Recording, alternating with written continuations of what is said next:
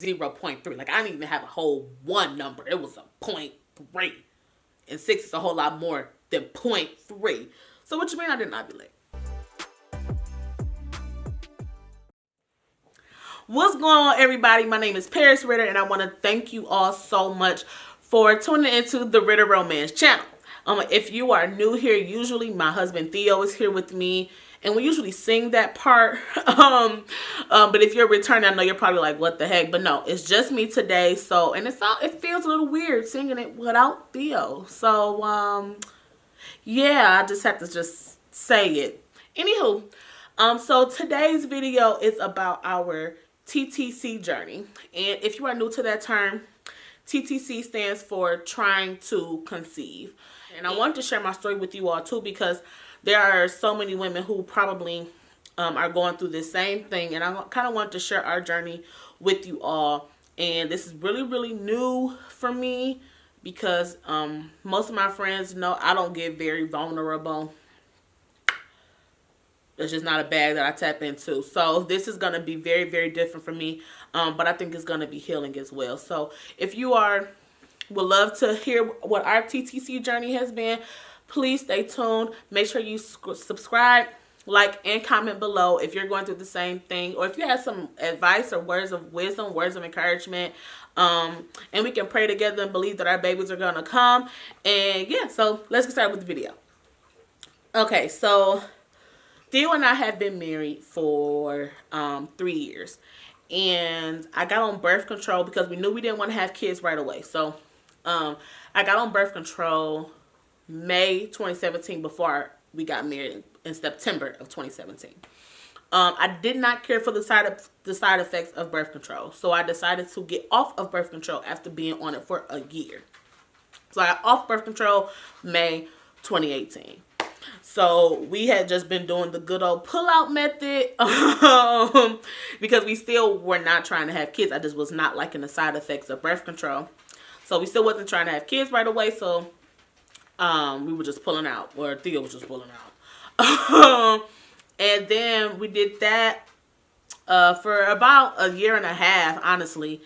And then Theo was just like, "Listen, I'm tired of pulling out. And listen, we just going to have to let the Lord do what the Lord does. And if we get pregnant, we just get pregnant. It's just whatever."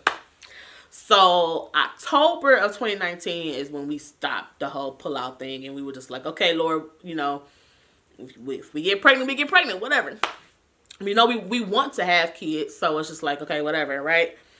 So after a couple of months, I still wasn't pregnant. And so I started to get worried. Like, okay, what's going on? In December of 2019, I decided to go see a dermatologist because I had a lump in my face. You could not see it if you just looked at me, but I could feel it whenever I would go wash my face. So I was like, okay, what is this lump? It wasn't getting big. It wasn't getting bigger or smaller. It wasn't moving. It was always in the same spot. So I was like, okay, I need to go see a dermatologist about this, just to make sure that it's nothing, that could potentially do any damage to me or whatever. I don't know. So I go see the dermatologist, and I got some notes. So if you see me looking down, looking at my notes. So so I went to go see the dermatologist, and she's like, "Have you ever heard of PCOS? Do you have PCOS?" And I'm like, "Well, I've heard of PCOS, but no, I don't have PCOS." And if you're new to PCOS, PCOS stands for polycystic ovary syndrome. And at that time, that was only my second time really having heard about PCOS, because a friend of mine had an event maybe like a year or two prior that I had went to, and she shared her PCOS story. So this is only my second time having heard about PCOS, and no doctor had ever shared with me that I had PCOS. So I'm like, no. She's like, "You might want to follow with your OB. I think that could be," well, what I went to her for, she was like, "That could be that could be the issue. You could have cystic acne because of PCOS, among some other things that she had noticed with my skin." So I'm like, okay. So fast forward to February, I finally get to see an OB to talk about to ask her questions about what PCOS is and all this stuff. Now, mind you, by this time, I hadn't had my period yet in February, and I saw my OB probably like at the end of February, like February 23rd or something like that.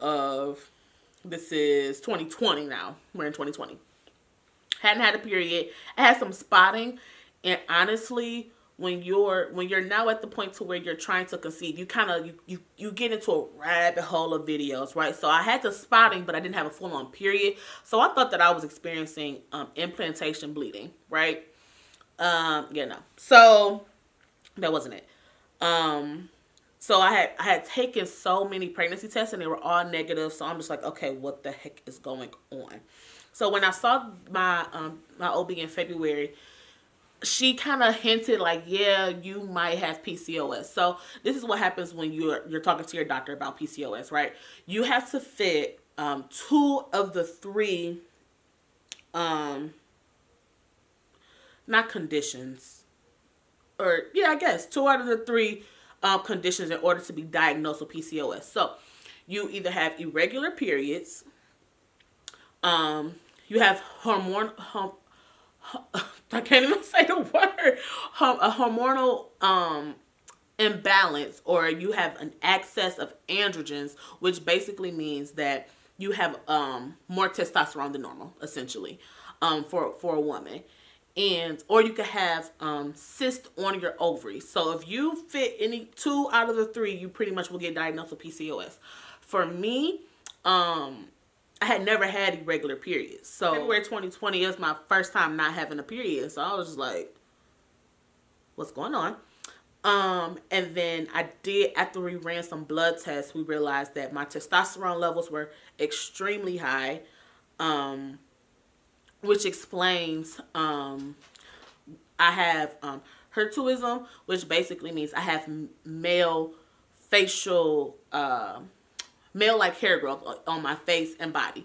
So more so for me on my face, but usually it's either your face and or body. Anywho, so another thing we had saw that my progesterone levels were really, really low. I had got like 16 blood tests ran that day.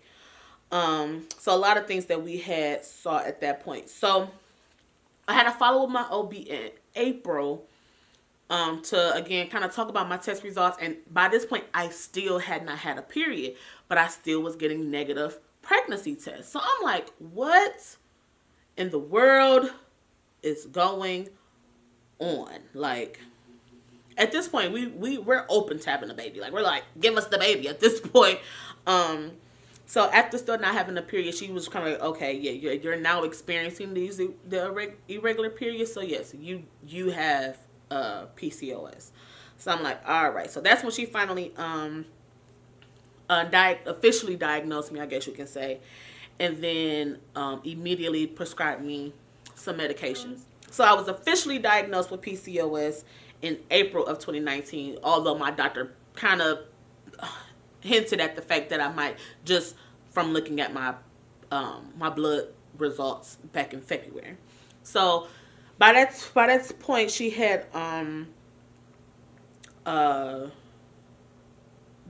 prescribed me with metformin and letrozole. Letrozole is also known as Femera. It's an alternative, not an alternative. Well, I guess you could say it's like an alternative to Clomid, which is also another popular medicine that women with PCOS or who are trying to conceive usually take. Now with PCOS, there are tons of side effects. But the most alarming for me was difficulty getting pregnant. And that was the main thing that I remember from my friend's event, was her fear of maybe one day not being able to have kids. And so when the dermatologist mentioned it back in December of 2019, of course that was swirling through my head, but I was just like, nah, let me just wait until I meet with the doctor. And then when she said in February, I was kind of like, And so to have officially been diagnosed, oh Jesus, I was, that hurt. Because when you first get diagnosed and you see a side effect like that and you want to have children, um, you don't think about that. You don't think about the fact that there is still a possibility that you can get pregnant. All you're thinking is, I may never be able to have kids. So, sorry, I'm gonna.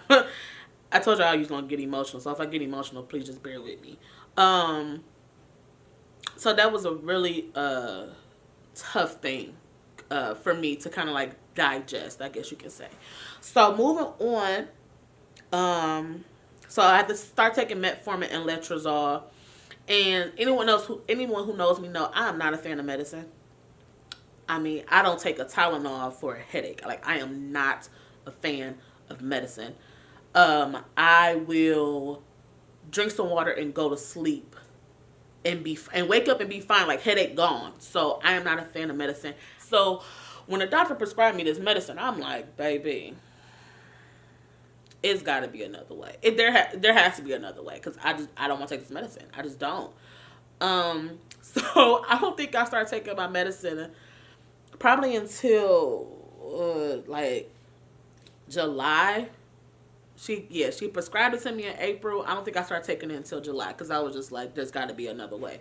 But by this point, I was so annoyed with not. I still wasn't pregnant, so I was just like, you know what? At this point, take the gosh darn medicine, Paris. Just take the doggone medicine. So I was prescribed 500 milligrams of metformin. I take 2 of those a day. And then I was prescribed 2.5 milligrams of letrozole. And because my progesterone levels were so low in my blood test, that means that I was not ovulating. So the letrozole was going to help me ovulate. So I would take metformin was to help like regulate my periods and stuff like that. So I would take metformin every single day, and then I would take letrozole on cycle days 3 through 7. I would take just one pill of letrozole through cycle days 3 through 7, and then me and my husband will go ahead and have sex during my fertile window, which was like cycle day 16 through cycle day 20, and then on cycle day 21 is when I will go and have to get my blood drawn yet again to test my progesterone levels to make sure to confirm if I did ovulate or not. So my first progesterone test I had 2 progesterone tests in July. Well, one was end of June. I got the test results back in July, but whatever. And that was before I started taking the medicine. My progesterone levels were at a 0.3. Very low, which means, baby girl, I was not ovulating. And then I took my second test once I started taking the medicine, and I was so excited because my progesterone levels had boosted all the way up to a 6. A 6. I was so excited. So, if you have, I don't know if any of you guys are familiar with my chart, but my doctor uses my chart. So I can see my test results right away, and I can email my doctor or message my doctor right away to ask her any questions that I may have about the test results. And so when I got the test results, I'm like, oh my gosh, the medicine is working. Surely this means that I've ovulated. Like, am I pregnant? Like, what does this mean? Ooh. She's like, yeah, so you didn't ovulate. I'm like, what you mean? What you mean I didn't ovulate? Like, I went from a 0.3 to a 6. I don't know about you and what you know, but 6 is a whole lot more than 0.3. Like, I didn't even have a whole 1 number. It was a 0.3. And 6 is a whole lot more than 0.3. So what you mean I didn't ovulate? And then my doctor came back and was like, yeah, no, baby. You did not ovulate. You need to, your numbers need to be a 12 or above. I was so freaking devastated. I will never, ever, Jesus. I will never, ever forget that when I got that email, we was at church. And I know everything is shut down, but my husband sings on the praise team and I serve on the media team. So I'm responsible for like making sure that everything is in place and like people know their cues and what's coming up next and whatnot. And Bishop was preaching, and I just remember I opened up the email because she had responded to my message right away. So I opened it up right there on my phone, and I immediately went to the back and called my best friend, and I was just bawling in the back, bawling. We have like a little nursery for like mothers to go to, like change of all places to cry. Of course, I go to the little nursery where mothers can go and like change their baby and stuff like that. And I called my best friend, and I was just bawling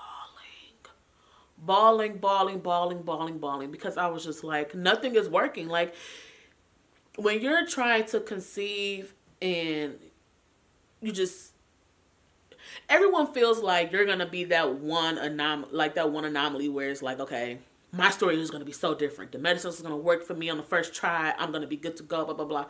And that just wasn't the case. And I just bawled my eyes out with her, and I was just like, I'm frustrated. Like I'm doing all that I'm supposed. Like why am I having so much difficulty getting pregnant? And like why is it just not happening naturally for us? Like what did I do wrong? So then we decided the doctor just because I guess the good side of it was the fact that that the medicine was working.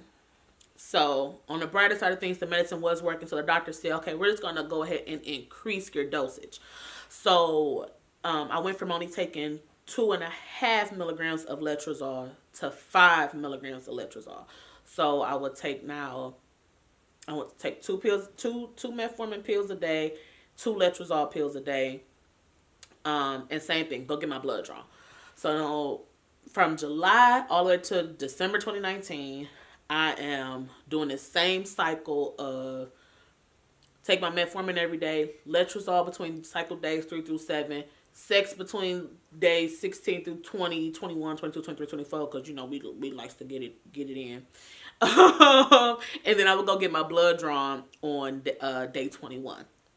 And each time the second month, so in August, my progesterone levels came back and it was like 23.6. And she's like, yes. The doctor's like, yes. I'm like, yes. And she's like, okay, so we just gotta go through the whole 2-week wait period. I'm like, wait to see if your period comes or if you're pregnant. My period came every single time. Every single month my period came. And